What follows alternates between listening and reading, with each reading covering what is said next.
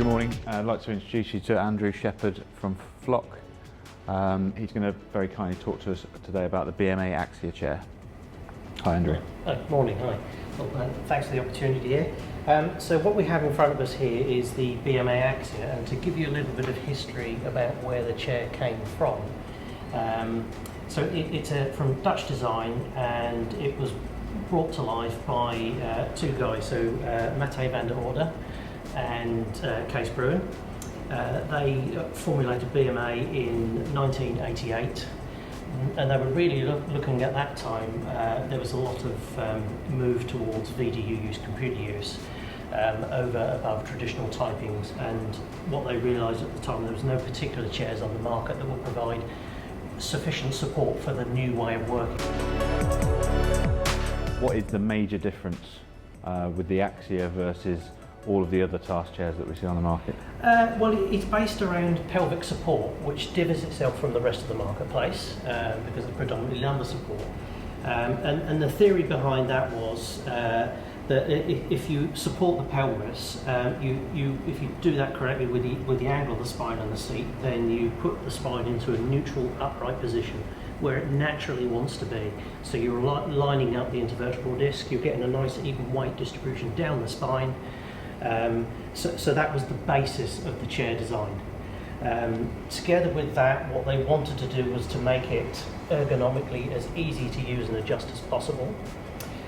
So you'll see from the chair itself, it has levers on the right and levers on the left as standard. So at Bureaunomics, obviously we're doing a lot of reactive work, workstation assessments for people who might have acute aches and pains, or even more chronic back pain and difficulty in staying comfortable at work.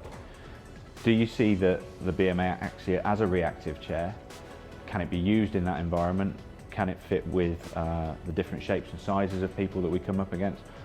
Or are you sort of looking at this primarily as the go-to task chair? It was originally designed to be reactive or prescriptive, if you like, for looking at one-to-one solutions. Mm-hmm. In terms of the level of adjustment, we've got the full dynamic movement, which works very, very easily. We've got the seat height, we've got the seat depth, and we've also got the angle of the back. So it is incredibly adjustable, but if you're trying to put this across a wider platform, so introduce it into an environment where there's 100 or 200 staff, then equally, we know it's very, very easy to adjust. But we also know that we're going to have people ranging from maybe 4'6", 4'7", up to about 6'2", 6'3". But the Axia can fit most of those with the range of adaptations it's got.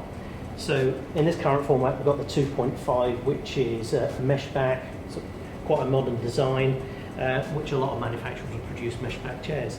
But what we can quickly do to adapt or change this chair, I like change the cushions. So the seat cushion would come off, and I can introduce a larger seat cushion to adapt for taller users. Likewise, if companies didn't want to go into mesh back chairs, I can very, very quickly remove the mesh back, and we can introduce a fabric back version. Simple as that. So the chair has now changed completely. So depending on the model that you're trying to introduce, the type of tasks that people perform, the chair is incredibly adaptable and will suit most workers in the workplace just by minor adaptations.